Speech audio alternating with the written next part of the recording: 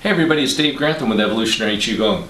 You know, it's been 10 years since the publication of the Tai Chi Ball Qigong book that Master Yang and I co-wrote.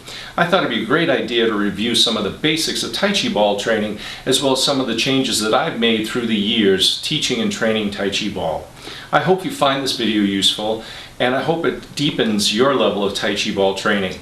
If you like the video, please do select the like button down below, and I'd appreciate any comments that you can also put there. Now, some of the terms that I'm going to use in the video, I'm not going to go into depth on those terms. You'll find them in the Tai Chi Ball book. If you don't have the Tai Chi Ball book, I'll leave a link down below and you can get your copy. So let's look at some of those basics. Okay, so let's look at some of those basics of Tai Chi Ball training. First being the ball itself. So I have here the recommended wooden Tai Chi ball. They come in different sizes depending on your skill level, and they're made from different types of wood.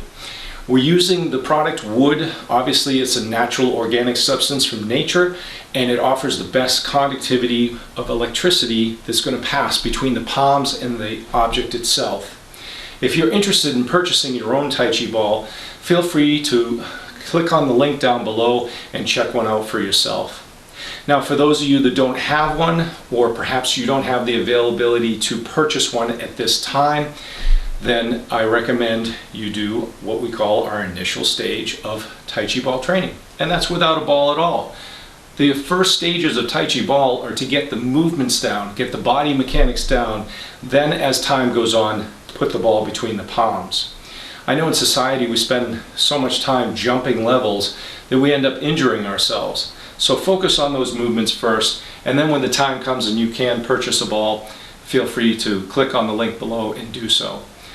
If perhaps you're persistent, you still want to put a ball between the palms, you've gotten that first stage down and you feel comfortable enough, you still can't purchase a ball, by all means you can use a soccer ball, basketball, kickball for that matter. I've seen some people even use medicine balls. It's not going to give you the same benefits of using a Tai Chi wooden ball, but at least you can continue with your training a bit until you can purchase one. Now, placing the hands on the ball, we're actually going to put them on the sides, and we're going to go with the grain. So the grain here is going in this direction, not sure if you can see it. As time goes on, when you build up your strength and you build up the chi in the body, you're going to slowly start turning the ball until eventually you're going to have the grain completely perpendicular to the palms. Speaking of the palms. So I'm going to place my palms on the ball. I'm going to lift the index, the ring, and the pinkies just slightly away from the ball. By doing so, I'm tightening up the areas around the outer edge of the palm itself, and I'm keeping the center a little more relaxed. Central area is known as the Laogong cavity, and that's where we're going to pass our chi mainly through that area, through the ball itself. This is known as our tiled hand, or Tai Chi palm, if you will. So those are some of those basics of the ball, the palm, the placement on the ball. And next what we're going to do is we're going to start covering the movements of Tai Chi Ball, some of the initial movements. We're going to look at the circling vertically, yang and yin directions, stationary, and we're also going to look at rocking. So the first movement in this series is vertically circling the ball. We'll be doing it stationary, and then we'll be talking about rocking as we go on. There are two different ways of vertically circling. One is in a yang direction, so that looks this way, and the other is a yin direction, which is the opposite. Okay? So I'm going to place the ball down first so we can go through the movements without a ball, and then we'll place the ball in the hands to give you kind of an idea of both ways of doing it. So I'm turning sideways. What I have here is my yin-yang symbols. There's two of them placed on top of each other so that it creates this figure eight. That's for exchanges and things like that. We'll talk about that as we go along. But speaking of yang direction, vertically circling in a stationary position, okay? So I'm kind of turned to the side, give you an idea from a side profile. What I imagine is that my body is like a locomotive, a steam locomotive. There's a piston, a drive wheel, and an arm. So the arm would obviously be my arm, and then the drive wheel would be the action that I'm making with the ball, and then the piston, of course, is the body. So now, how it looks. Some notes on this: when you start, you have the option of starting from a point and spiraling out and getting bigger and bigger if you want, or you can just start into the movement itself. I like to start right into the movement and just kind of move along in all different directions. But anyway, so here we are standing in a nice upright position. I take a slight squat, and what I'm going to do is I'm going to kind of trace this outside circle, if you will. So I start with this ball, imaginary ball here in the middle section here, or excuse me, in the lower section. And what I'm going to do is start inhaling, drawing the ball towards me. And then I'm going to raise it up, and I'm going to begin exhaling, and I'm going to move the ball out to the other side. So what you see is that it's like a locomotive. My arm is moving this way as I do it. And what happens is when I have the ball actually in my hands, the weight of the ball will kind of tug on my arms, on my hands rather, and I won't have this locked out position. So I'm not chopping the ball down like this. That's not the intent. What I want to do is I want to move the ball forward using the body. So the whole body moves together, okay? So this is vertically circling the ball in a yang position. Okay, I inhale normally when I'm bringing the ball back towards my body. I exhale when I'm going away from the body. I also try to keep the ball, as I continue to train, I want to bring the training level up to a higher level. I don't want to bring the ball all the way back to my body. And what you're going to see is when we get to rotational aspects of training, that if you bring the ball all the way back to the body, when you're rotating, you're going to pinch your wrist and it's going to lock out. And we really don't want to lock it out like that. So what I'll do is, as I continue with my training, I'll keep the ball further away from the body. Now when I'm doing my rocking and stepping, things like that, you're going to see that I start heightening the level of training by keeping the ball further away from the body. And then if I need to bring it back towards the body, I have various methods that I use to kind of compensate for that, if you will. So again, here we are, vertically circling the ball, exhaling forward, inhaling back, and of course making every attempt to wave the spine as well too. Okay, so let's place the ball in there. So I'm now going to face you because there's a couple of more points I want to make, and I'm going to start circling the ball. So what you're going to see is I'm circling on my mid-sagittal or center line, my mid-sagittal plane. Okay, so here I go, keeping it moving. Now obviously I want to bring it to a higher level, and I want to change the angles of which I am circling the ball. So I'm going to move it back and forth to the sides. But what you're going to see is I'm keeping the ball in the center line. I'm turning the body to get it to go to the sides. So it looks like this.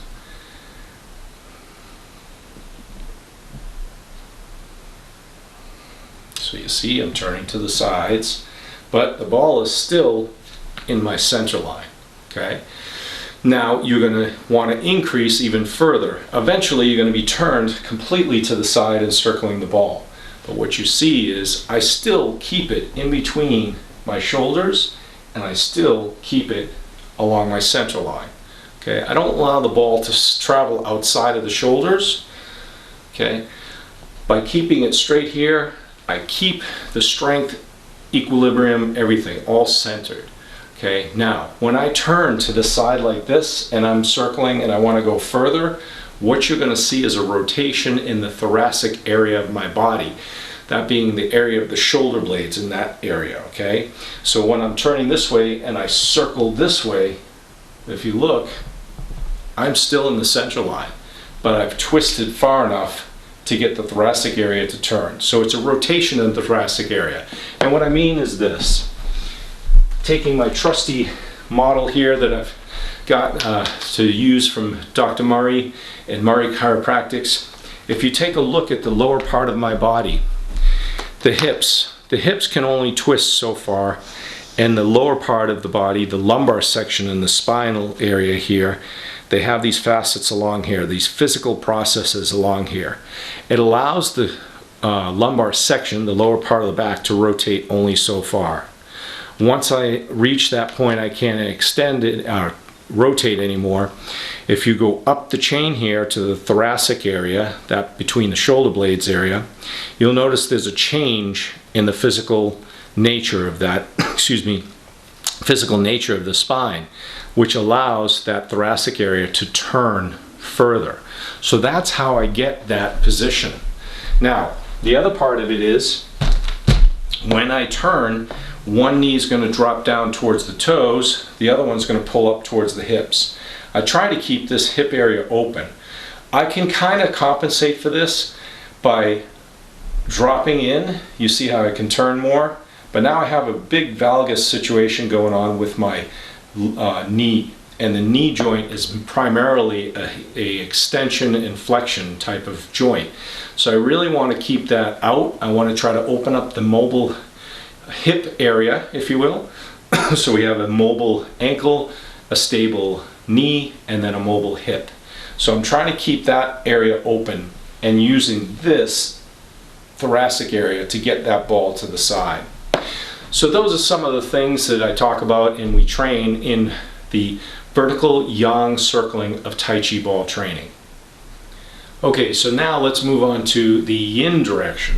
Okay, so now in the yin direction, standing sideways here, again, starting from that lower position, I bring the ball up towards the body and now away from the body. Nice big circles.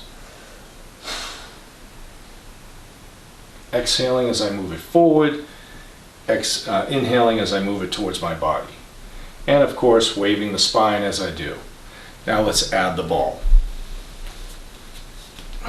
So, same thing, starting from that lower position, raise the ball up, inhaling towards the body, exhaling away from the body. Now one thing you're going to notice is when I let the ball come down and go away from the body, look from the side, I don't lock my wrists up. Again, I'm not trying to tense my wrists, all right? I'm trying to relax them. So I let the weight of the ball pull my arms, my fingers down, and then move it away. Okay, so that's what I'm doing for this exercise. So here we go. Inhaling, exhaling. The other part of it again is when I'm coming towards, in this case, when I'm coming towards my body, what you're seeing me do is I'm closing my chest and I'm starting to close up my spine, if you will, or flex my spine, closing that whole area. Basically, it's similar to Tai Chi training, if you will, where when somebody's coming in, I'm using more of a Pong type of feeling, all right? Trying to concave that body. So I don't want to be sealed into my body. So I kind of use that feeling when I'm coming towards it. And the other thing, again, when I bring it out and back, I don't come all the way back here into the body. I let it stay away from the body a little bit, which is going to help again with your rotational aspect, your wrap coiling, things like that, when you continue your training to the next stage. Okay? So a couple times in this direction. Turning the body. Again, I'm staying on my center line and just turning my waist. Okay? If I want to go all the way to the side, turn my waist, keeping my knees out a little bit. I can go all the way to the other side as well too. There's no area where I don't keep it in front of my body.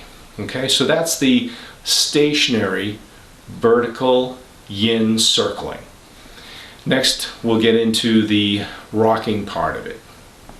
So the next stage is rocking, but just before I get into the rocking, what I want to do is I want to describe something about how we change from yin to yang and yang to yin, okay?